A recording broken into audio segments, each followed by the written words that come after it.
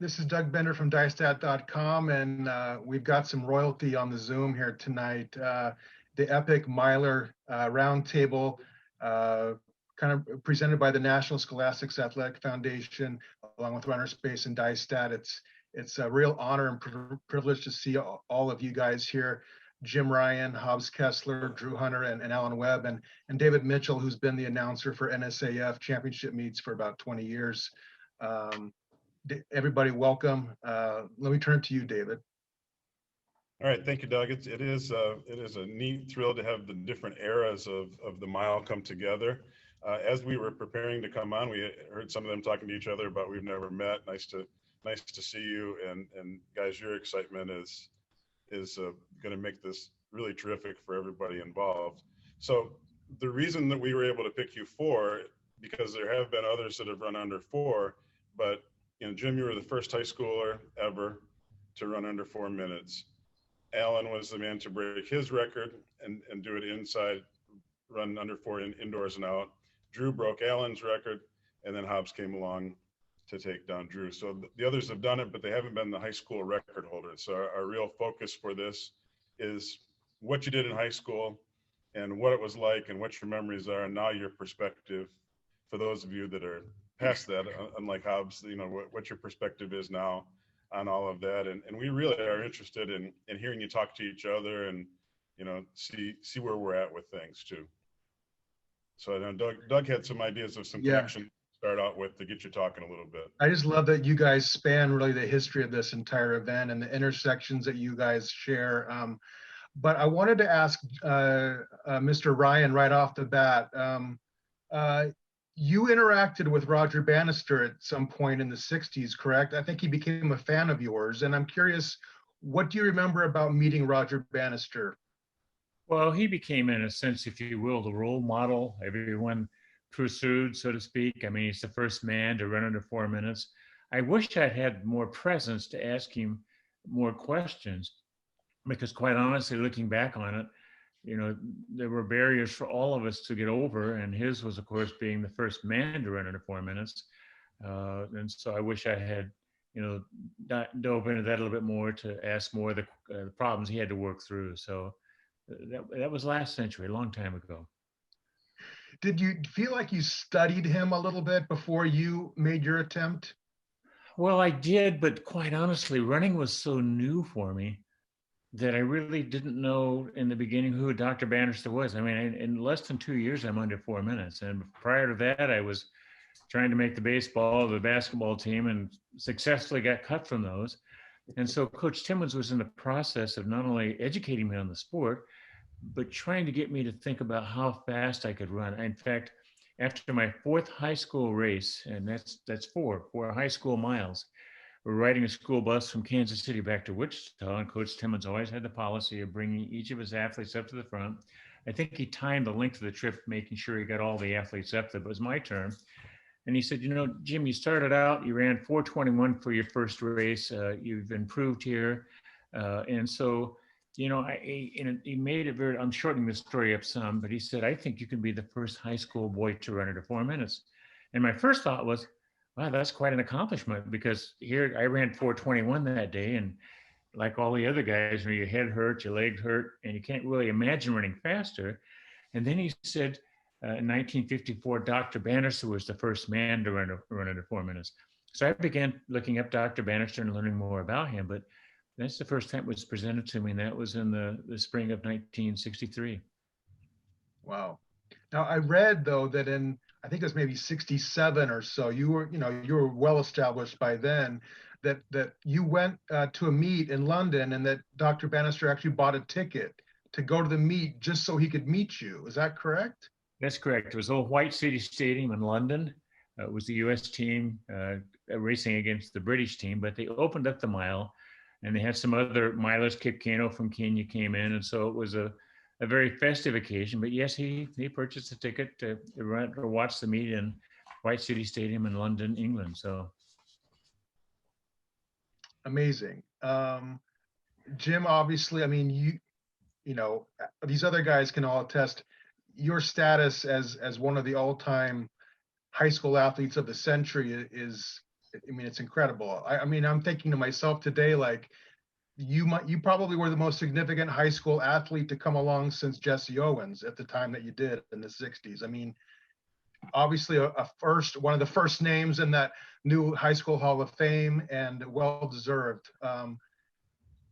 Alan, I'm curious, you know, when you began to pursue 4 minutes in the mile, what did someone like Jim Ryun mean to you? At that time, 3:55 was still thought to be like untouchable, you know, when you came along in 2000 and 2001. Well, Jim was the standard, you know, and you know, you know, I would argue that you still are, Jim. And I gotta say, you're still the one and only person to do it as a junior. So that still stands to this day from that story you just told. So. I mean, you said it was kind of like a far off thing. I didn't really those attempts at even thinking about that didn't come for me until it became a reality, I guess, my sophomore year when that's when I first met you, Jim. When I broke Jim's sophomore class record. Some of those times became a little more real to me, but in my mind, I thought, well, now I have 2 years to try to break 4 minutes. I just wanted to do it at some point in the next 2 years, and I said, okay, that seems like a high but realistic goal. I figured if I didn't do it, then I'd probably get at least a little closer to 4 minutes, and at some point would do it. But you're right, that 3:55 mark was like just so out there that I couldn't really, at that point, I couldn't wrap my mind around it. 4 minutes seemed like a reasonable, logical step at that point. But even then I was like, well, it's probably going to take 2 years to do it. And I was right. It did take 2 years. Cause I mean, doing it running fast at the age of 18. Okay. But 17, Jim, I don't know, man. That was amazing. Well, we didn't have a lot else to do, so we just ran a lot. Yeah. Alan, you knocked the door down, though. I mean, after you did it, 3:53, you're on David Letterman. You go on to break the American record, which still is on the books. And now, you know, the best high school kid every year might have a good chance of being the next one to do it. And I think that the inspiration, you know, that Jim had on his generation, you did the same thing for the people, for the kids in this century. Do you see it that way? You know, are you farther enough down the line that you can turn around and see, like, hey, you know, I did some pretty inspiring things because look what's happened after I've done it. I still feel like I was a cog in the wheel, you know, like I was just the next progression, you know, of that. You know, and you could see this call sort of explains, hey, somebody's going to come along at some point, you know, that's the way it goes, you know? Yeah, you know, I felt like I did my part, you know, I got the most out of myself, to the best of my ability.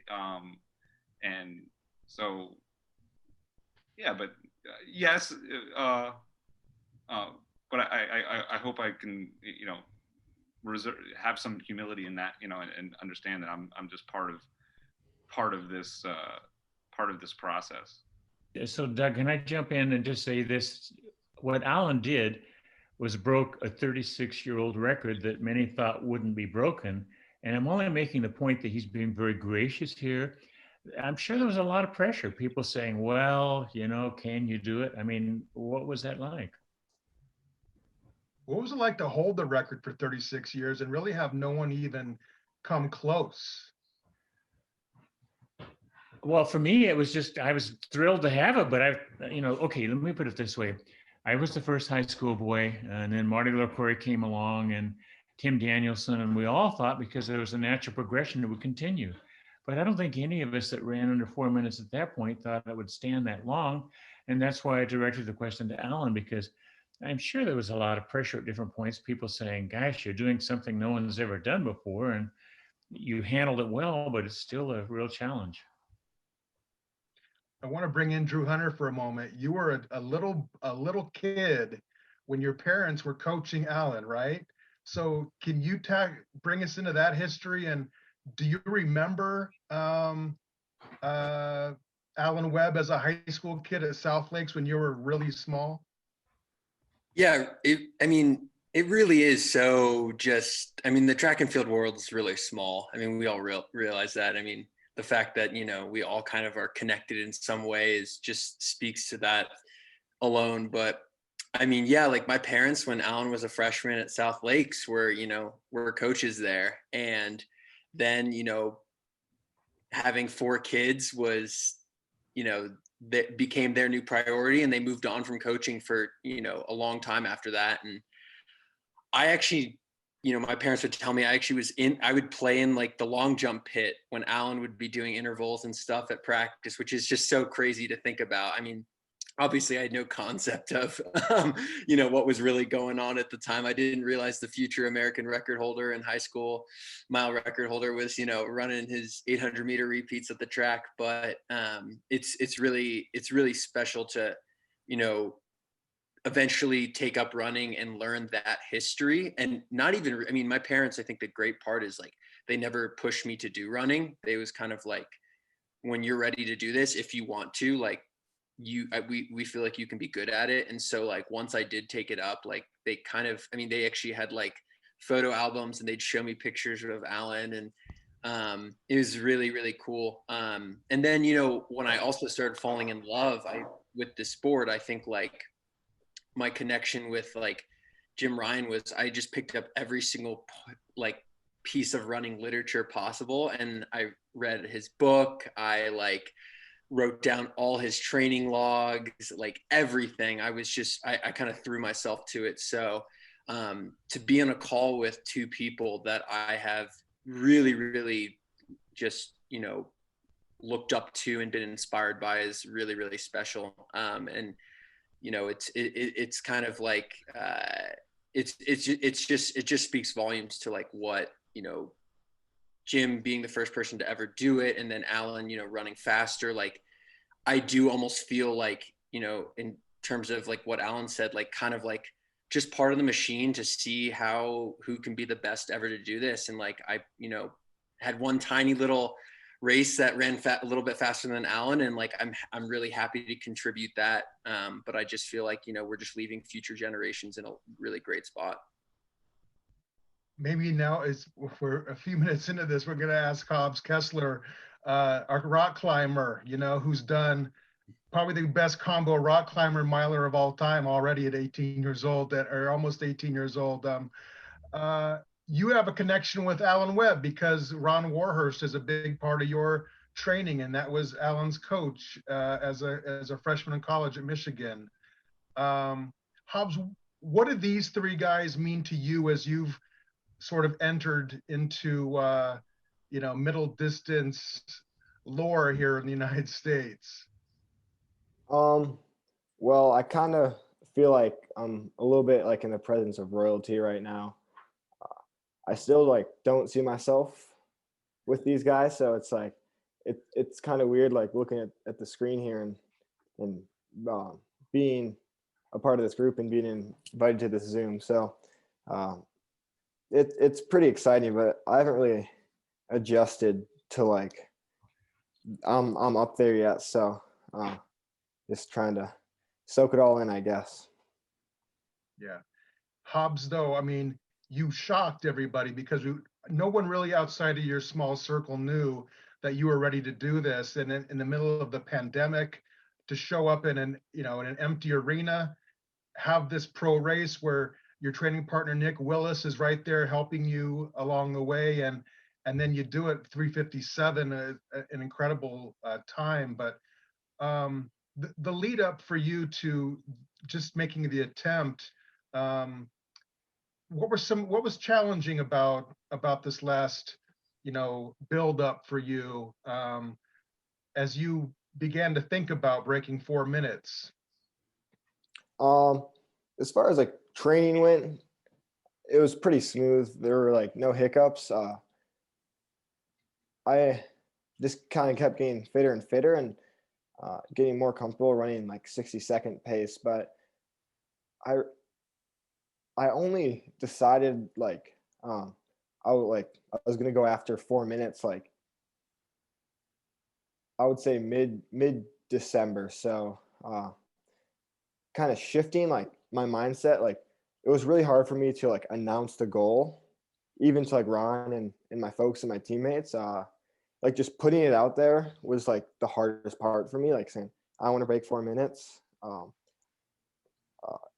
That was the scariest part as far as it all goes. And I remember like talking to my dad the week before the race, and I was like, I think I'm just gonna go for it. I'm like, this is like a great opportunity. I'm gonna try to break 4. He's like kind of told me like, Hobbs, you're gonna break 4 this season. Like, and he wouldn't say that like if he didn't think it was true. So, but definitely like adjusting my brain to being a high school sub 4 miler from a 420 miler. Yeah, that was actually the first full mile you'd ever raced in high school, and there it was 3:57, because you'd done some 1600s and time trials and things. Hobbs, another thread though is obviously Nick Willis, because that's a peer of Alan Webb. That's a guy who I think won the Wanamaker the same day Drew ran his record at the Armory in 16, and he's kind of like your mentor. So what has Nick Willis meant to you as you sort of climb up the ladder into the sport, and have someone who's so knowledgeable and so grounded and has such a great perspective on everything? I would just say part of the difference that has kind of set me apart a little bit is being lucky enough to have the guidance of Ron and Nick, and then some of the other elite runners who are really mentoring me in Ann Arbor, who I don't think I get enough credit. But just going through everything with someone who's done it before is like kind of changes it. And like being at the meet in Arkansas with Ron and Nick, I kind of felt like I belonged a little bit more, and like just a little more comfortable. And it's just cool. Like Nick got me into the meet, and he just really looks out for me. And I'm just lucky to have like, I kind of see him as like the poster child for like being like a down to earth pro that's really good at celebrating like young athletes. So to have him, he's also working with a lot of other like Sam Tanner and stuff he's taken under his wing. So yeah, to have him, it's just I'm just very lucky and grateful for his contribution to my life. Obviously Hobbs has Nick. I wondered, the other three of you, who was the best guy you went on a run with when you were in high school? Oh, wow. You're talking about a more advanced runner. Well, one of them was at the University of Kansas, a guy named Bill Dodson. Another one was Cliff Cushman. These are names nobody would remember because they're from a long, long ago. Cliff Cushman's story is a fascinating one because he was a wonderful cross-country runner, was an Olympic intermediate, 400-meter hurler, and then he became an MIA in Vietnam. But these guys were the ones that offered hope and just encouragement along the way. So, Alan, did you ever have a chance to hop into a workout with a pro guy in high school? I remember I did a few workouts early on with Pete Sherry. He ran at Georgetown. I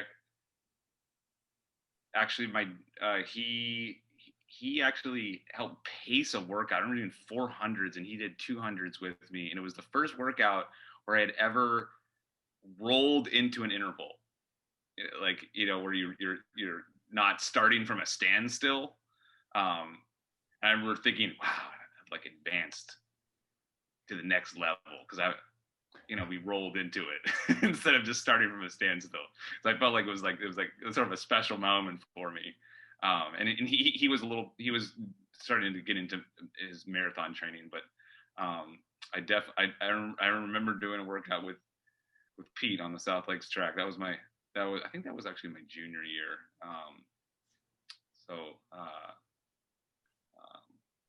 Yeah, that's sort of my first memory of working out with a sort of a high level post collegiate. How about you, Drew? You must have had some opportunities like that, right?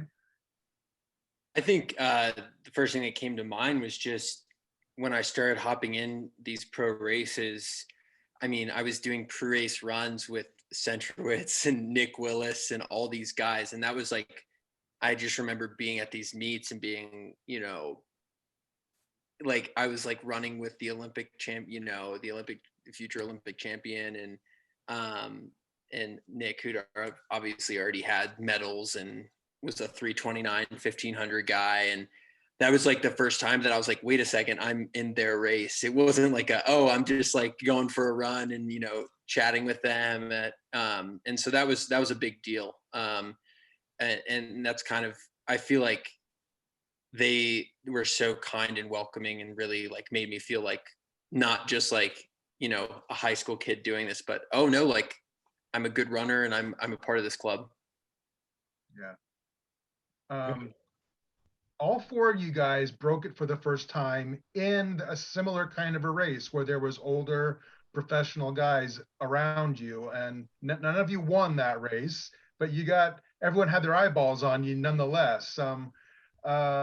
Jim, what do you remember about the day at the California relays when you took 8th and you ran 3:59 and it was probably more celebrated than whoever won it that day? Well, I do remember the last 50 to 100 yards seeming like an eternity.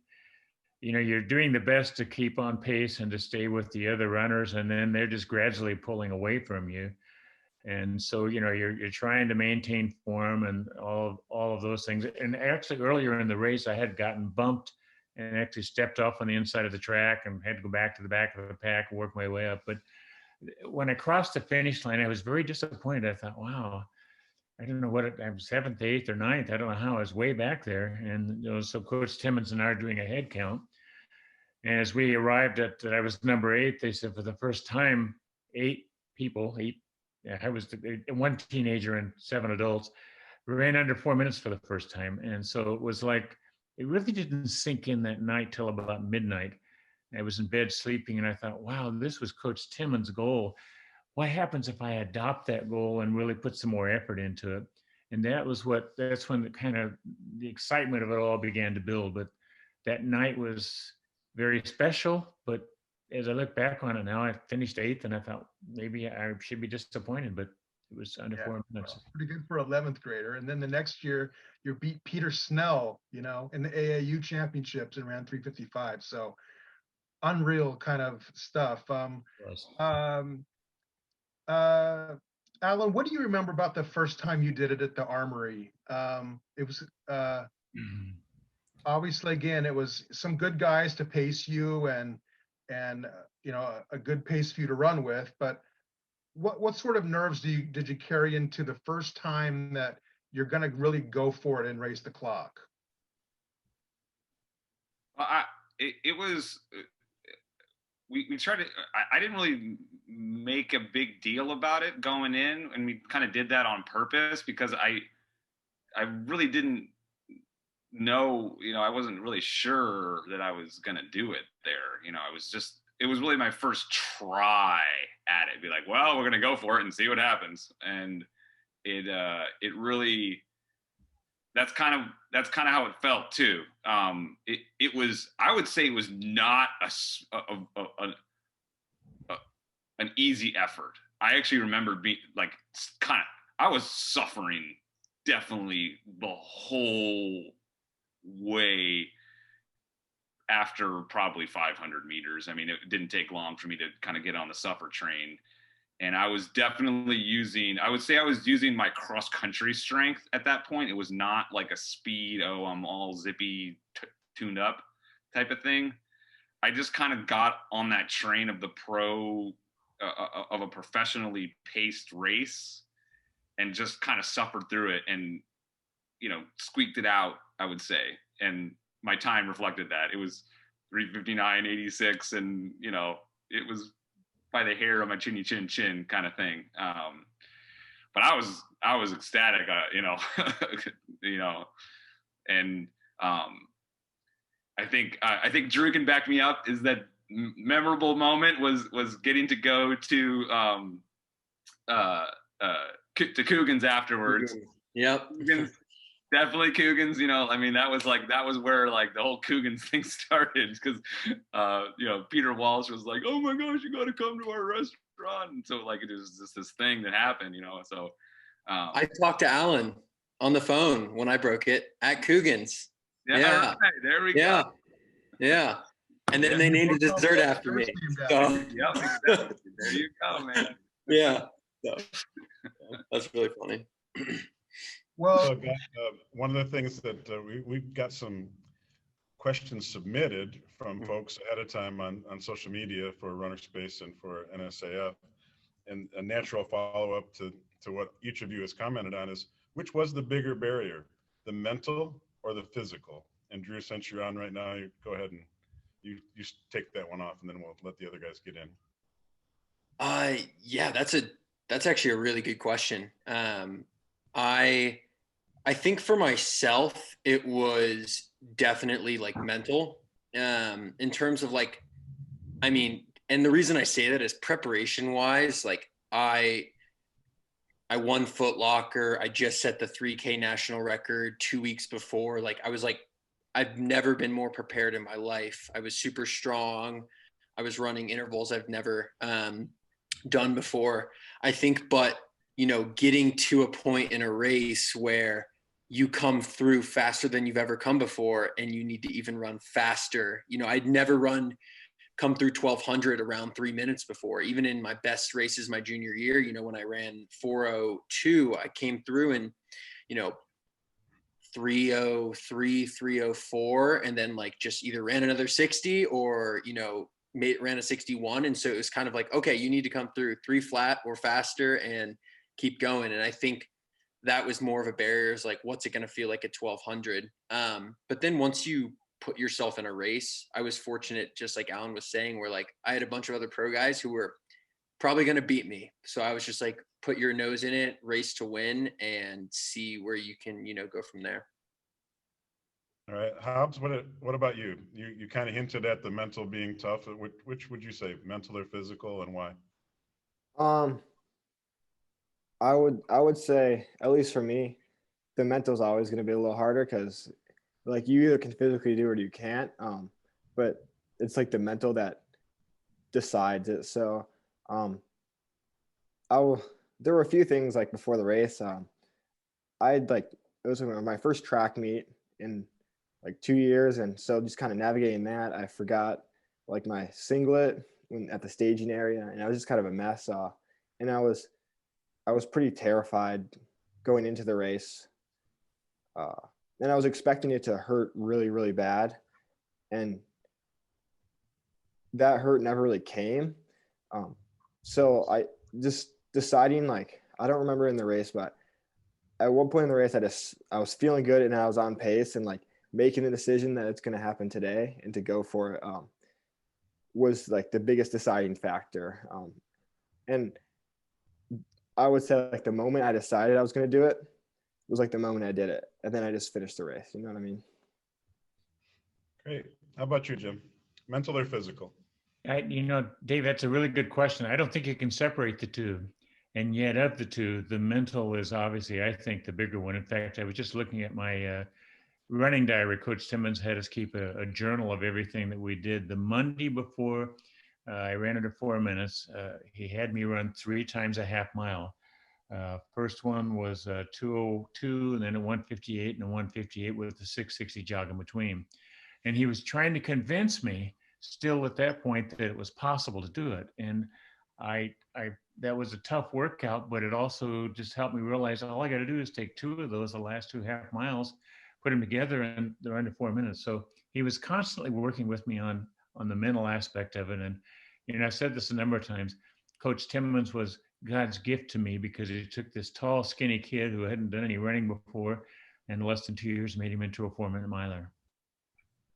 That's great. How about you, Alan? I couldn't separate the two. I gotta completely agree with Jim that I couldn't separate those two, because I felt like they totally feed. They one feeds the other, and then it goes in an unbreakable sort of cycle. Like, you can't separate your soul from your body until you die, and it's the same thing. You can't separate the mental from the physical, and it's both,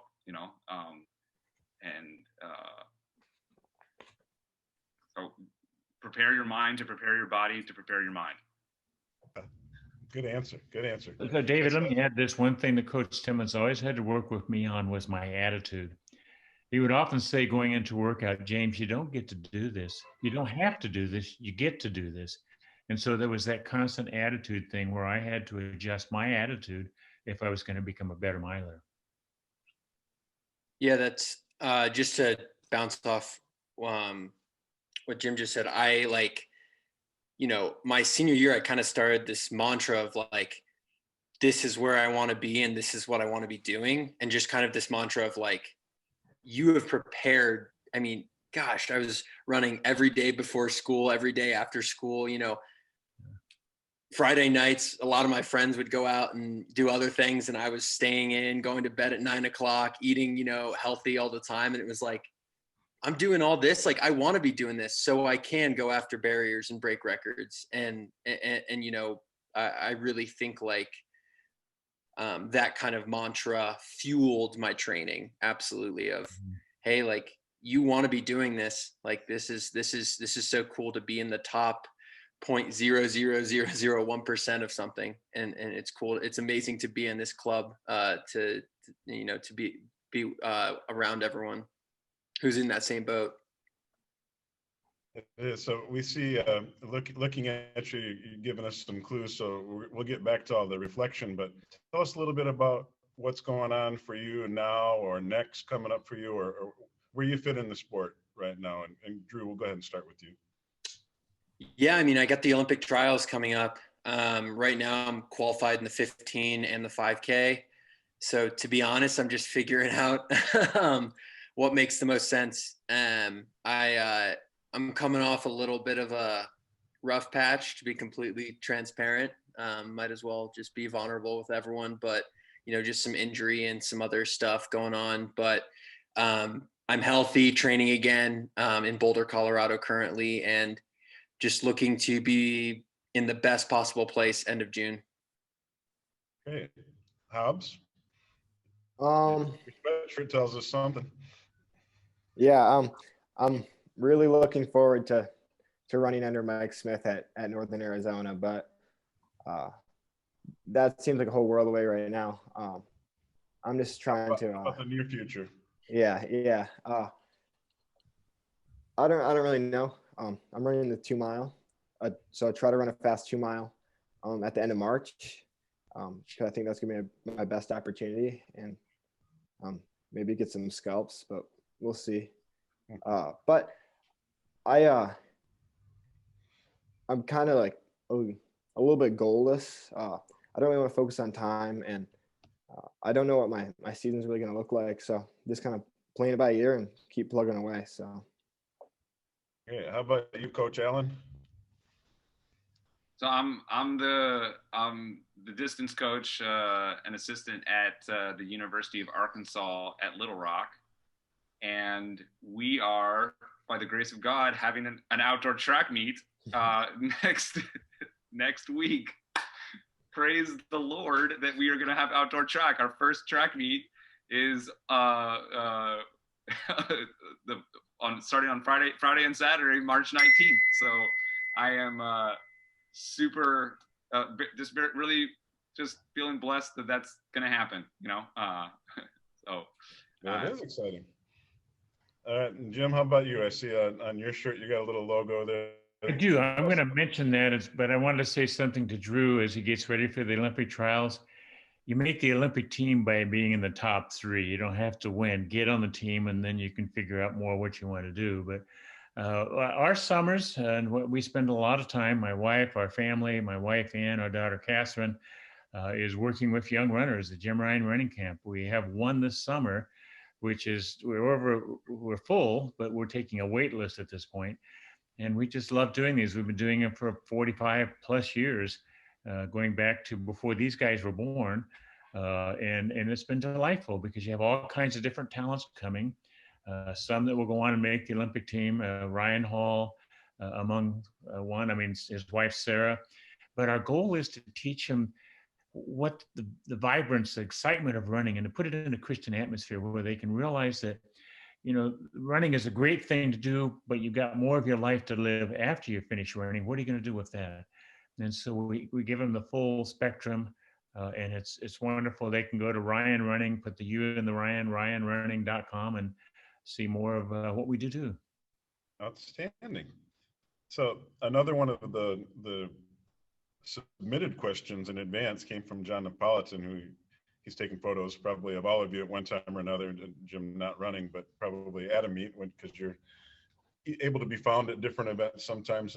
And John, I'm paraphrasing a little bit. Basically, if the 4 of you in your peak high school shape were all put on a track for a race, what would your strategy be to beat the others? Huh. And whoever feels like they have an answer first can feel free to jump in and give you a little wait time. I'll tell you what, knowing how quick Alan and Jim and Hobbs, I don't know your 800 PR, but knowing how quick that both of you have run over 800 meters, I think I'm going to have to make it a strength race and take it out hard and, you know, try to run away from you guys. Although currently both of you have way faster PRs than me, so that wouldn't work, but that would be my strategy. I will address it next. I would say my strategy would be just making sure I stay focused on what we're trying to accomplish. Would I be running against the 3 other guys, or would I be running against the time? You know, and that's always a big part of the value I put in how you're racing. And so, you know, sure, it'd be interesting to race together again, but it'd be interesting more to see when we get all of us together, what we could accomplish in one race, maybe an even faster time than what we can anticipate. So, you know, working together. I would say try not to get too starstruck and just stay in the race. I can't think of a strategy that would I could really compete. So just put myself in it the best I could. That's how I feel. Can't win if you're not close enough to be in striking distance. Yeah, exactly. Got it. I would, Drew, I'm with you, man. I would just go out and, you know, I just go out hard and try to make it a hang on type of race. Because you give me a little too much credit about being fast. All my best stuff was in the pace, fast from the start races, where it was just really a strength kind of grind fest. And I'd say we you know, go out and try to hang on, and then, you know, even if you lose, then we're all going to run kind of super fast.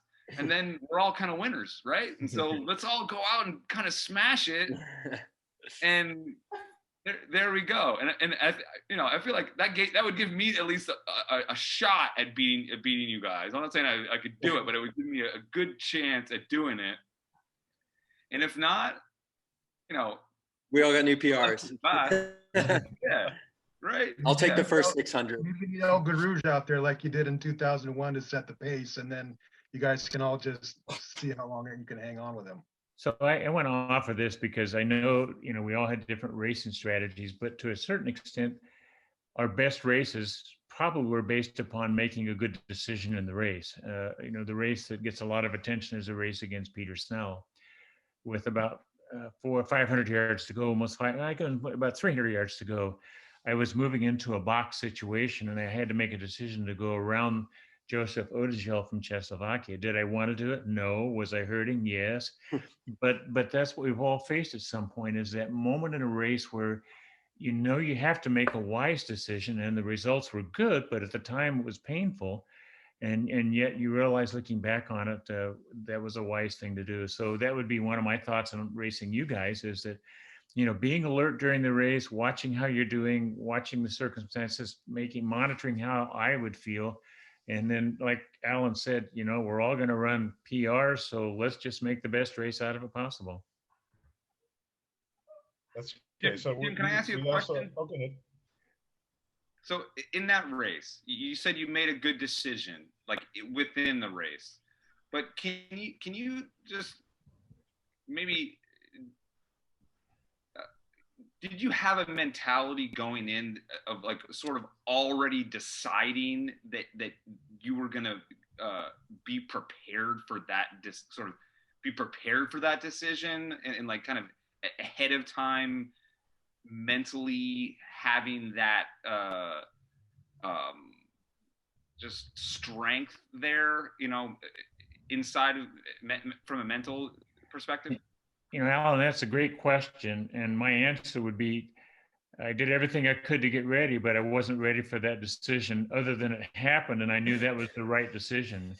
And, you know, it was one of those moments when, you know, had I not have moved, I would have been boxed in probably, and I would have had to go around other runners. And as it was so tight at the finish. That simple decision made the race as it was, and I wanted that race. But it wasn't something I sat down and, you know, you can't really strategize in that way. And yet I would reflect with you three guys in that the training you do, you pray and hope it will give you the necessary tools at that moment when you get in a race and you have to make a split-second decision, that it'll be the right one. Okay, that makes sense. Alan, you jumped right into what I was about to say. Is we asked you to come to us with a question for somebody else on the panel. And Alan, that doesn't necessarily have to count as yours, because I don't think you had that one prepared. That was a follow-up. But we would love to hear what you had in mind, each of you. And Jim, if you'd like to start, go right ahead. Well, I will say, I want to ask you guys, what was the most difficult barrier you had to overcome? I mean, what was it that became the obstacle that would keep you from becoming who you eventually became? And so I don't know where we go with that question, who wants to answer first, but what was the biggest obstacle for you to overcome? I'll start. You're rubbing a chin here. Yeah. Go for Yeah. I think at this point in my career, it's been injuries, to be honest, is just staying healthy and figuring out the right. I think the easy part of our sport is just getting out the door and working hard. Maybe people disagree with me, but I'm like, I want to show up to the starting line and look to the eight guys to my, or, you know, 4 guys to my right, 4 guys to my left, and know that I worked harder or just as hard as all of them. But I think the real barrier has been, am I working too hard, where I show up and I'm tired, or I'm burnt out, or I have an injury. And I think figuring out that balance has definitely been the biggest barrier in my running career. So that's my answer. Go ahead. I'd love to go next, because, gosh, Drew, you're that's exactly almost the same struggle that I felt like limited me was did I did too much, or I trained in a way that wasn't like what I should have done, you know, like it was like it made you know, sort of unwise choices from like you know, the work that I did, you know, like getting out and doing work or doing some type of training was never the problem. It was always like, well, what should I be doing? You know, like what training should I be doing that it's going to get me better and not going to make me worse, you know? And by my own fault, I did, you know, made a lot of mistakes, you know? So that was definitely my limit was trying to trying to do too much. So far I've been lucky to have good genetic talent and really good mentors. So everything's been really smooth so far. The biggest thing for me, I think, was learning to like adjust my mindset, that I'm like this caliber of runner.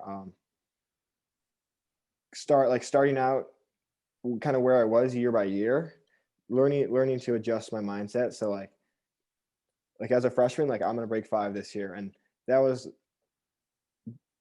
learning to do that. Then like the next year, trying to qualify for the state meet and kind of just keep building on that. And now it's still kind of having a hard time with like seeing myself as like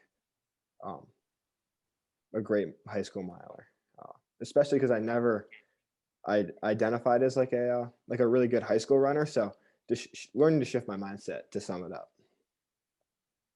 So David, let me just take an opportunity to jump into this, because especially Alan and Drew talked about injuries. Come to the running camp. We'll talk about injuries, how to work through them. However, let me just say this, as I look back over my training diaries, going back to the fall of 1963, I'm reminded that after every workout, we got in the pool and we did running drills in the pool, flutter kicking and other things. We really didn't have injuries. And the second thing I would offer is get off the hard surfaces. We trained on dirt and cinders. We didn't have any real injuries.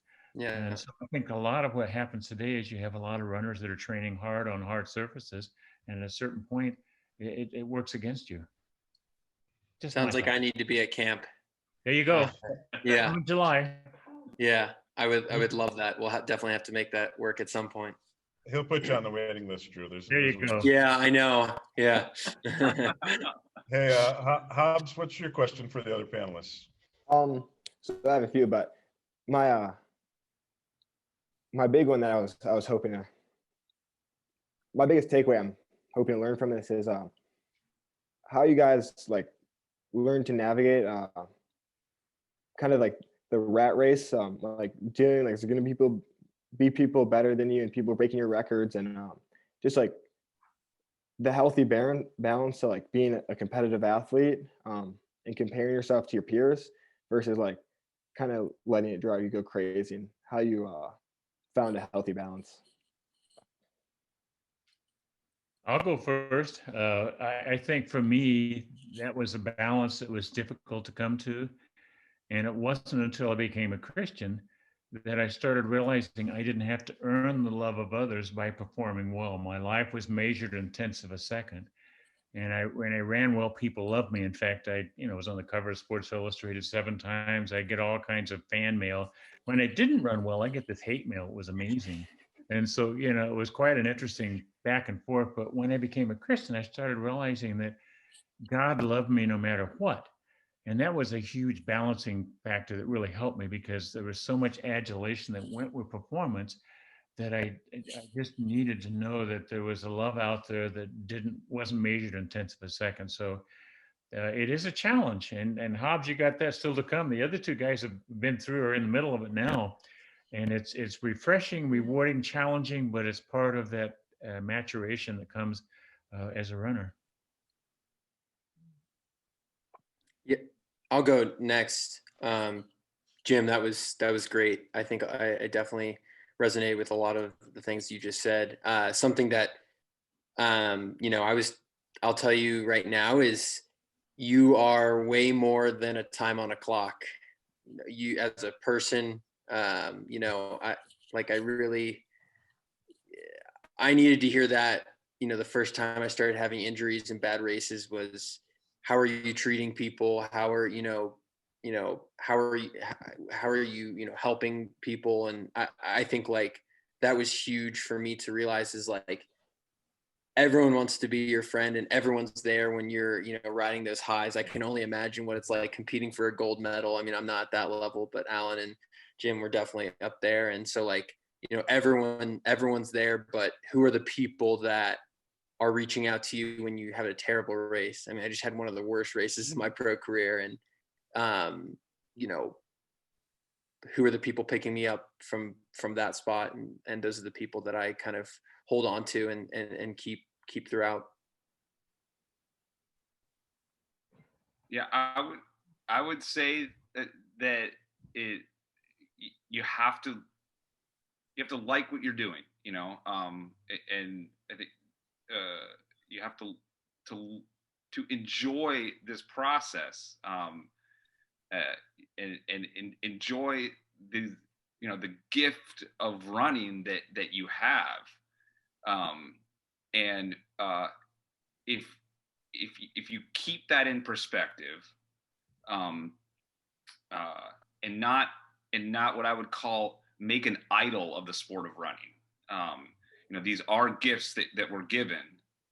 But one of the things that I am so grateful to have Jim come into my life is he's been very, very encouraging to me in my faith in God, and my spiritual journey towards the Christian life. And I will say that is the fulfillment of all of our desires.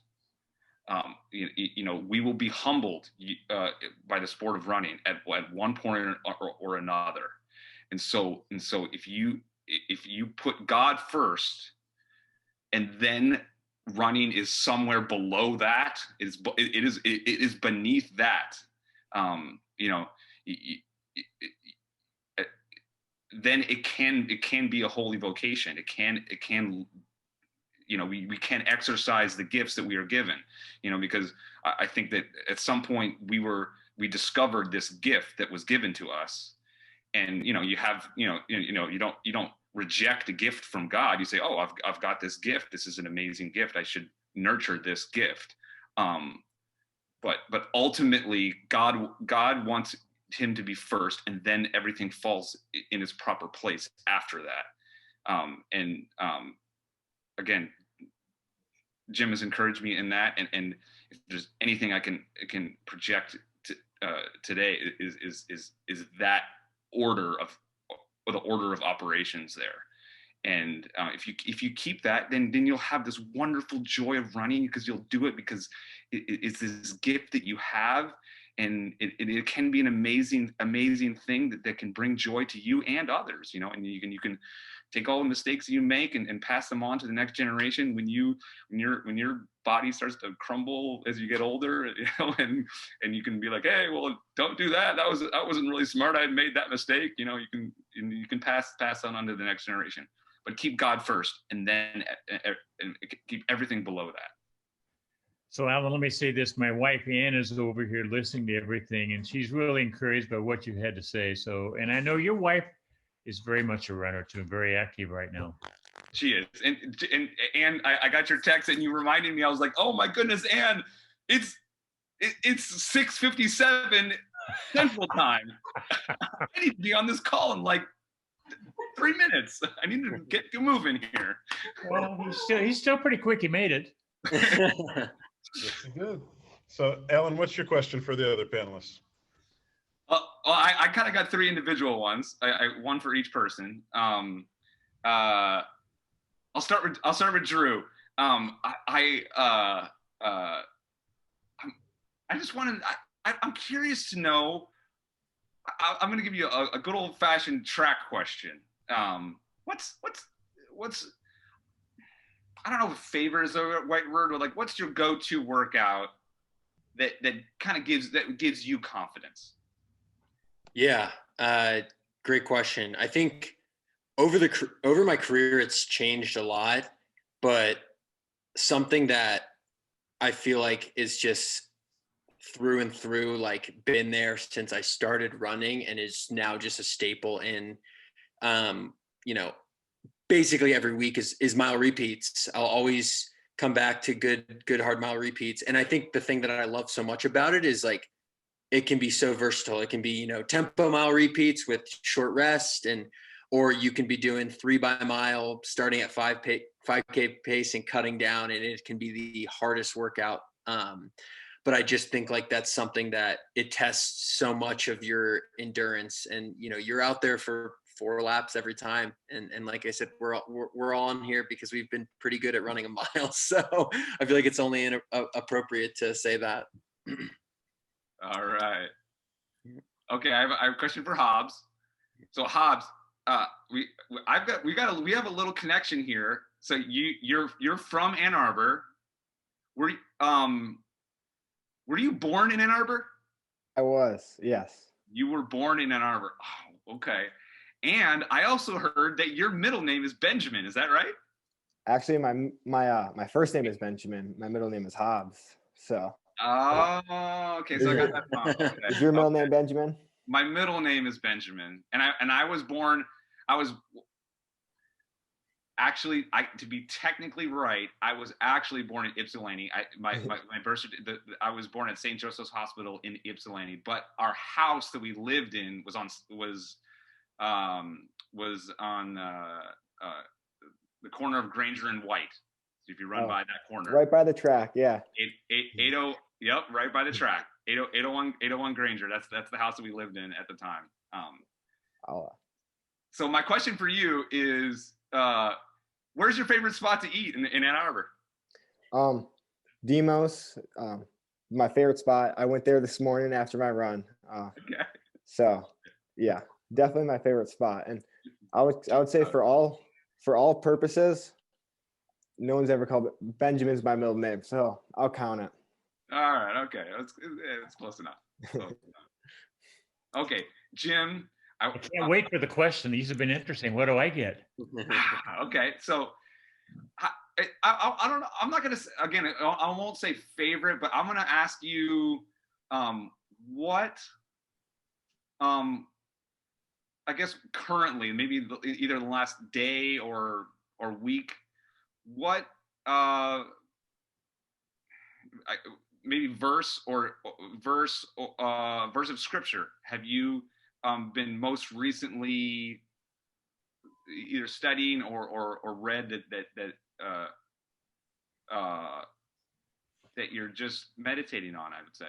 Well, let me give you the one. This is kind of an answer you're looking for, because I still sign autographs. I put "Go with God," my name, and then I put John 3 verses 3 to 8, which was a transformational verse for me, in that though I had been churched as a young boy, it wasn't until I became a born-again Christian that I understood what that verse meant when Nicodemus went to see Jesus at night and said, "What must you do to be born again?" And so Jesus kind of spoke to him in a way that made sense, that you've got to commit your life to the Lord. You need to give your soul to the Lord. And that was a transformational moment for me. And that's why I signed my autograph still that way, and had some today I did. So that would be perhaps a moment that would capture that. Good questions, Alan. Wow, you gave some thought to these. I got 3 minutes to think of that. I thought I had 63 minutes, and I'm like, Julia, I don't know. I have these questions I'm supposed to think of. Please help me. He's always breaking reminders. So I have to comment on this just because, of what Jim and Alan have been talking about. So Jim, correct me if I'm wrong, but you gave Alan a Bible when Alan broke 4 minutes. So I saw Alan at Prefontaine my senior year, and I don't even know if I've ever told Alan this, but Alan gave me the Bible that you gave him, and so now I have it. And I'm obviously, I need to pass it on to Hobbs at this point, it looks like, but I ran awful at Prefontaine, and I remember, like, Alan, I don't even know if you remember this. We were eating. It was in the Prefontaine kind of dining area, and you came over and you gave me that Bible, and I all day was down in the dumps and kind of like like once you gave me that, I did realize, like, it is so much more than running. Like, there is so much more to it, and that was a very, like, I remember being overstruck with emotion when you did do that to me. And I didn't know at the time that Jim obviously gave it to you, and then, I opened it up and saw that. And so that was a very, very special moment that I hold dear to my heart. So I had to share that. Another crazy connection that all of us seem to have.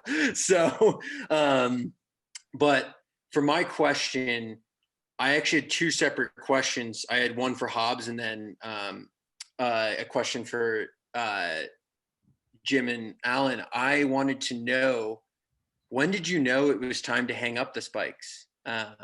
Obviously, that doesn't apply to Hobbs, but when did you know it's time for me to move on from the sport, in a running capacity at least? Jim, you want to go ahead?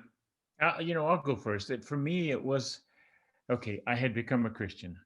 Mm-hmm. And so having said that, for me to continue on after 1972 meant that I'd had to have a double standard. By that, I mean, if I was going to provide for my family, I'd need to say I wasn't getting paid under the table when I would be. And so I just couldn't handle, it was not going to be a part of my standard at that point in time. But along came professional track. We tried to clean up the sport. It didn't work. But for me, I could have probably run longer, but it became an economic issue. I needed some way. I needed to provide it for my family. They'd made a lot of sacrifices. I didn't want them to make more. Professional track provided for a time. We tried to clean the sport up. It just didn't happen. But you'll know when it's time. I'm hoping and praying it's not injuries. Maybe it'll be more a matter of you feel like you fulfilled what God's given you to do. Because the injuries are challenging. I'm just glad I ran on dirt tracks and didn't have that many injuries. But you two guys particularly have had a lot of trouble, and that is a challenge. I would say that by the time 2013 was coming to a close, or had come to a close, I stopped. From an economic standpoint, my contract with Nike was coming up, and so I had to, so it was partially this sort of economic issue, but I knew that I could tough it out for a little while and sort of persevere through that, sort of from an economic standpoint. But it was more than that. It was, if you go back and look at the results from 2012, 2013, I wasn't even close to really being one of the top Americans. I was struggling to, make U.S. championship qualifying times. And so my goals had sort of, failed to progress beyond, and so I was going backwards. And I just lost that belief that I was gonna get better, continue to improve in some way, and that belief, it ended. And so, and I kind of felt that, and I just knew that was, I probably wouldn't have said it at the time, but and looking back, it was God telling me, it was like, it's time to move on. It's. Yeah. So Drew, let me add one last thing to that. You'll know when it's time, because you no longer feel you can make the sacrifices necessary to get there. And that'll become so clear you won't be able to miss it. Yeah. It'll come sooner than you think. Just enjoy it when you can. Yeah. Thank you. Sure. And then Hobbs, my question for you is, I just wanted to know, like, growing up and, being in Michigan, and, there was obviously a pretty rich running history there and whatnot. Did you, like, when you were a kid, or when you first started getting into running as a high schooler, were you I was the person that was like, I read every single, I was a running nerd, to put it that way. I read everything running related. I was on DieStat every day. You name it. I was that you, or are you now kind of entering into that because you just burst onto the scene, or are you still just a kid who's just really, really good at this? the short answer is like I wasn't really that person Mhm. for running. Yeah. It was until like probably a year ago that I switched my identity from a rock climber to a runner. So all that stuff I was that for rock climbing. Yeah. That's like all I thought about. Like going to bed, I would think about it. I just like put all my energy into that. So it's kind of shifted, and I think like people, it's been pretty visible. Mhm. Like I think even like a lot of the coaches I was talking to over the summer and stuff could see me as I started getting pulled in more with Ron and those guys, getting more excited about it, and my identity kind of changing from a climber to a runner. Very cool. Thank you for sharing. Great. And Doug, we haven't heard from you for a while. I know you're an intense I, listener. wa- I And came what, up with a question for Hobbs. I'm curious whether you've gone to the track and Ron Warhurst has ever said to you, "Hey, we're going to do this Alan Webb workout that I did with him back in 2002." Like, has he ever mentioned Alan to you when you've gone to the track? Um, if he came up and said we're doing a web workout, I think I would get struck with fear because I knew it was gonna hurt. Not yet, not yet. I'm kind Any of Michigan? doing one on Tuesday, so Really? Oh, wow. yeah, try to Alan, hang you on must remember a few the of big those. dogs. Yeah. Oh man, those are ouchies. Have fun. Said mildly. It's a fun workout. It really is. It's a fun one. And that's kind of what Ron made it fun. I think that's what made Ron a great coach, because he kind of is. That's what I was about to say. Is it's my favorite workout just because Ron like it was, first of all, I think it's pretty interesting. Maybe get to hit a lot of paces, but he's so excited about it, and that kind of like makes the group excited about, and the aura it has around it. So I think that for me has more presence than any other workout. Like this is I've it's been on the calendar for a while, so I'm looking forward to it. So I can say something to the other runners in this regard because I'm older. I'm just about to turn 74. At your age, you learn to embrace pain and think it as part of life. At my age, you look back and say, did we really do all of that? Oh, man. Hobbs, I wanted to ask you about the Texas qualifier meet. That was a rough one for you because you went down there to run a fast 1500, and then no fault of your own, you get tripped up right there in the first lap, and it's just a kind of a busted trip for you. But you still got up and you ran 3:52 for 1500 after falling down. But how did you? These other three guys have had so many racing experiences, and you're still catching up, and you're going to have to go through the highs and the lows. But how did you feel like you bounced back from that mentally? Yeah, that was pretty disappointing. I would say I was lucky enough to have a race the next day. So leaving with a good race was good, but just like my dad and Ryan and Nick were like I was like all teary after the race, and Ryan was like, it's okay to cry, like it happens, and just kind of part of the learning curve. But and then I got to race the next day and had a lot of fun doing that, and I've kind of just accepted that as something that happens, and something learned. But it was pretty disappointing.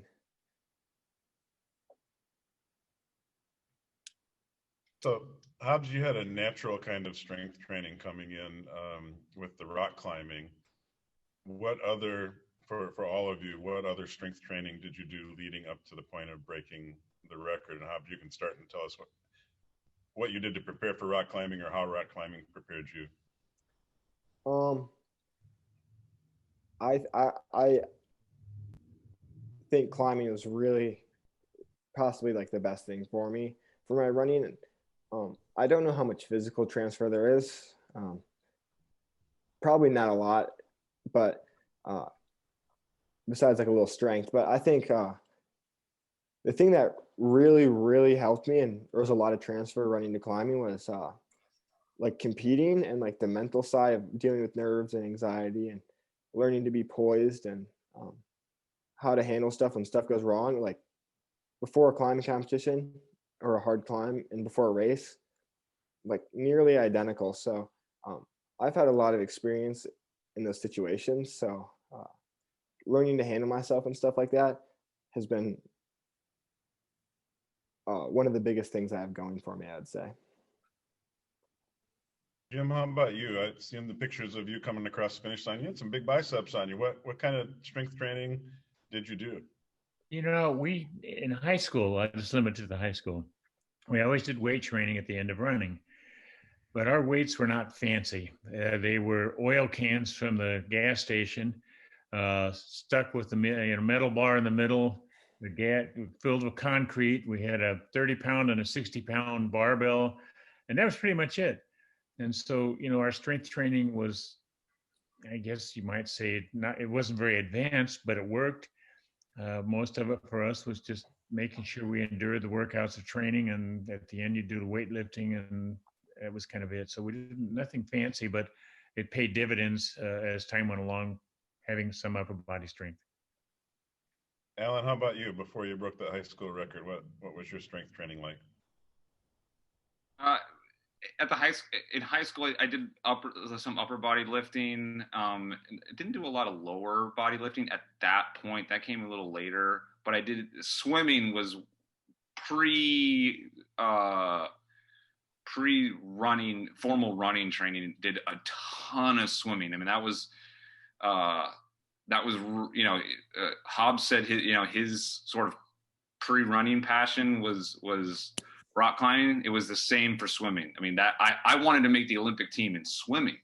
My sister brought back a T-shirt from Athens when they got the bid for the 2004 Olympics in 1997.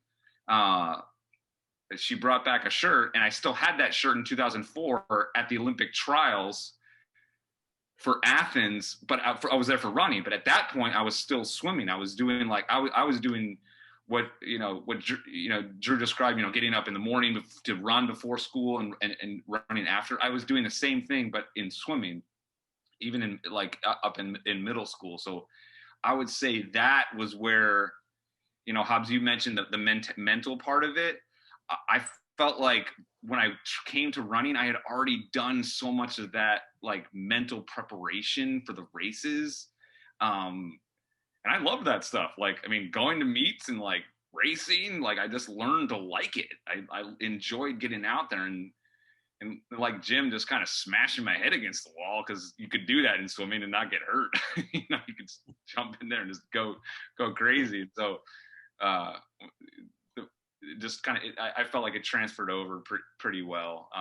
So it wasn't right before 4 minutes, I broke 4 minutes, but it was sort of the prep for the prep, I would say. All right, and Drew, let's hear your strength, and then Doug, I want to come back to you for a question. Then we're going to get to the big wrap-up question for everybody after that, because we've already kept you on here a long time and enjoyed every minute. But Drew, how about your strength training? I definitely did a lot of strength training. Just kind of, I'd say the same thing, basic stuff, upper body, lower body, core. But I think a big thing that helped me, I feel like everyone's mentioned something, whether it was lifting after workouts every day or Hobbs with climbing and Alan with swimming, was I was running hilly routes every single day. I was running hill repeats.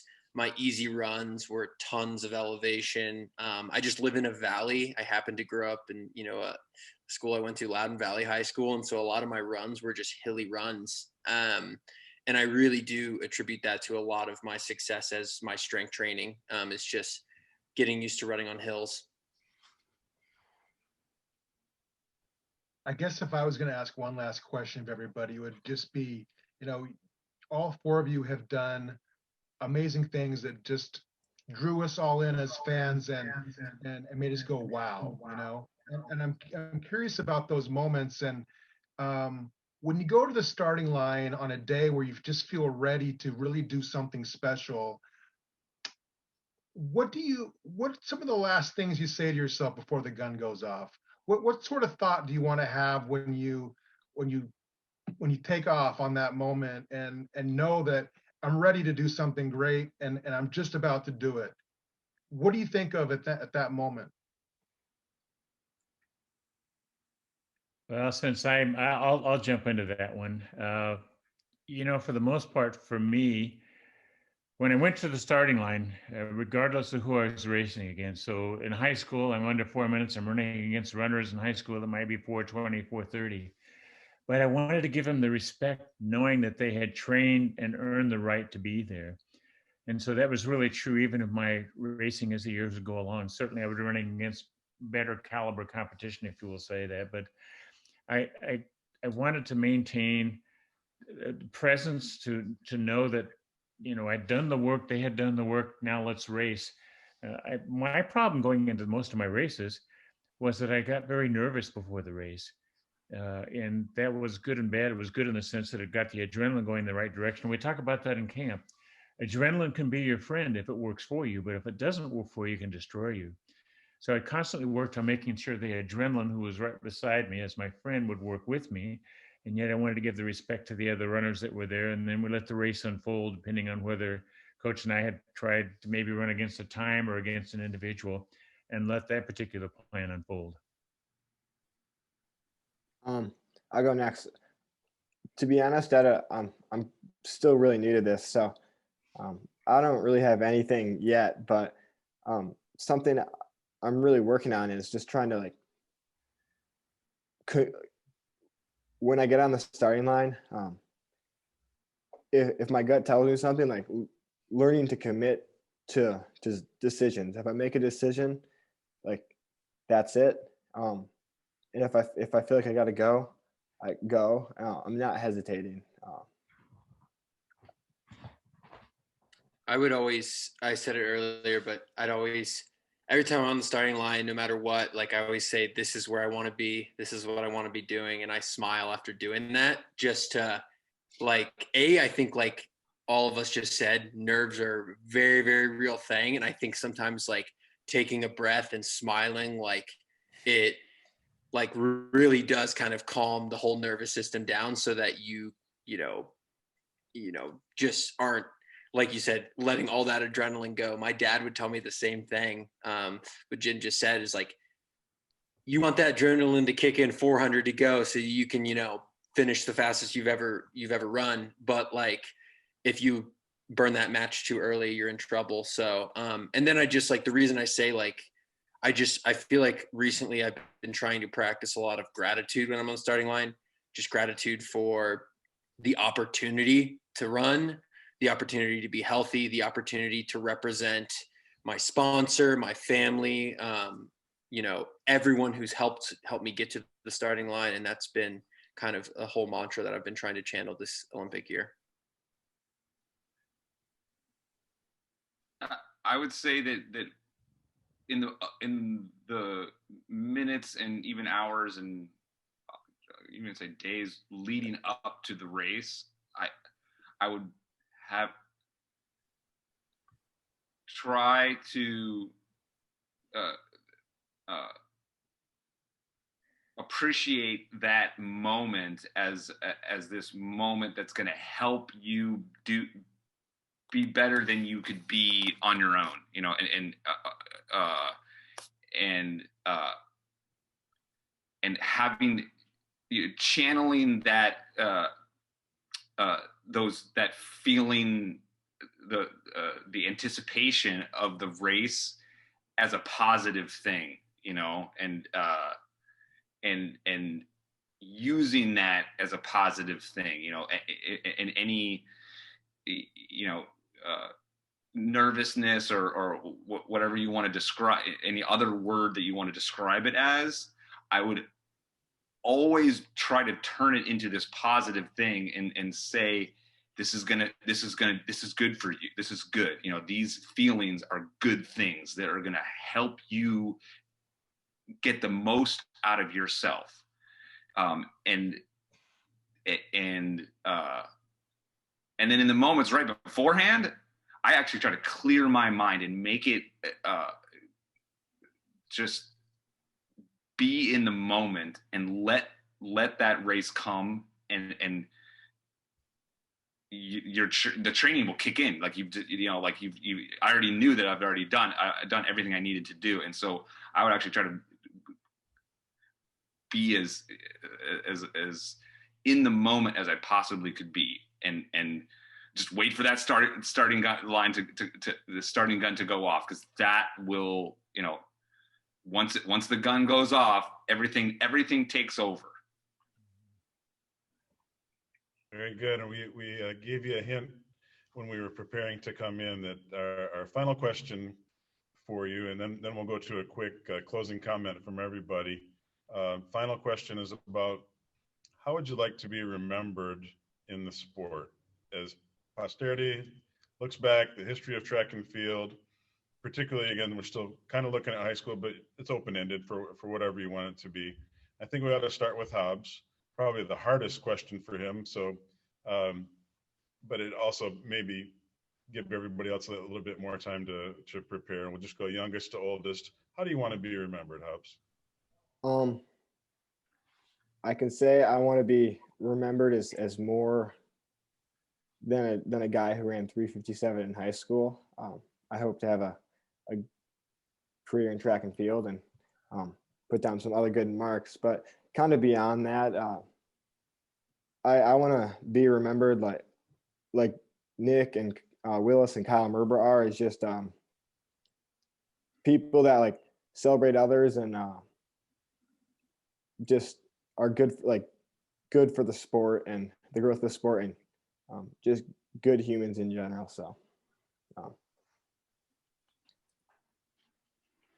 Drew, on to you. Yeah, what Hobbs said is kind of spot on with what I would like to be remembered as, is just someone who lifts others up, puts others before myself. And I have a whole team in Boulder, Colorado, and I want all of those men to run their goals just as much as I would want to reach mine, and I want to be able to help them along the way. And I think this goes even beyond running. I think like the relationships we have with the people in the sport, like how you treat someone in just a passing at a meet or whatever, like that translates to how they treat their brother or their significant other or whatever. And I think like just being a positive presence for all the people that I can touch is something that I feel like I am really trying to do, because it does, like we've all mentioned, it does go beyond. I mean, running careers are pretty short in terms of in the grand scheme of life. So I think like if I can kind of do that, that would be the best thing I could ever ask for, being in this world.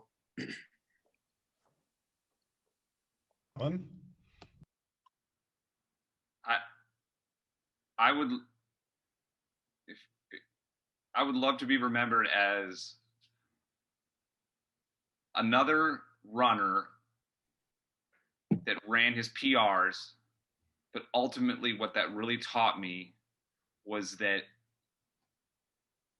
the most important thing is our faith in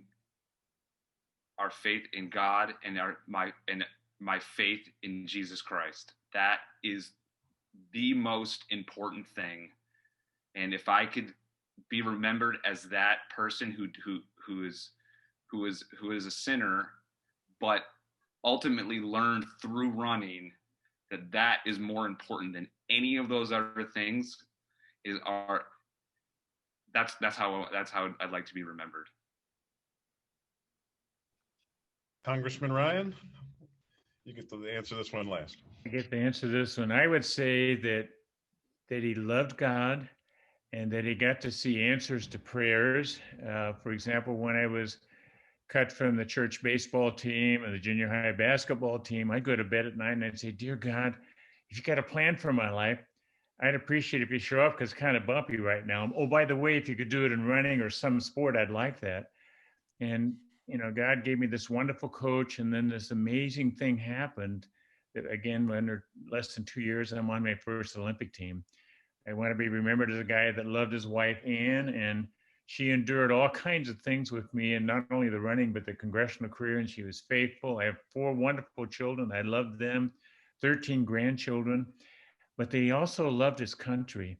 And I had the privilege of serving in Congress. Had I not have, as a high school boy, competed against the Russians, the communist country, been put in a single room as a high school boy, and thought of all those evil things that maybe the communists were to come into the room and capture me, I might never have had that dream of serving the country. So all of that would be part of what I want to be remembered for. It's been a wonderful life.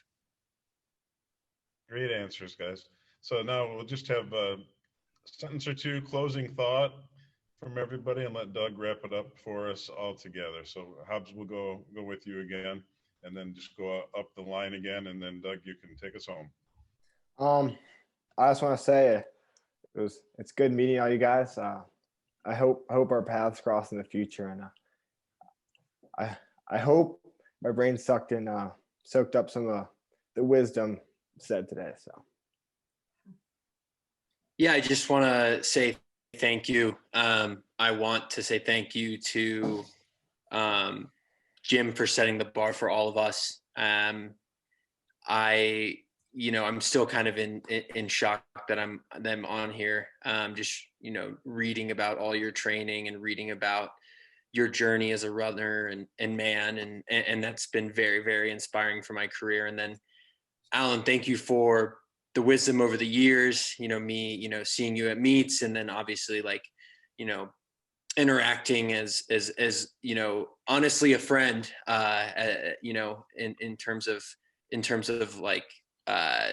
just seeing you after meets and you being so encouraging and kind. And I want to thank you for that. And then Hobbs, I just, haven't met you yet, but can't wait to at some point, shake your hand and congratulate you in person on an amazing national record. And I can already tell you're in great hands at Mike Smith at NAU, and I'll be cheering you on. And maybe I'll see you in Flagstaff at some point. So thank you.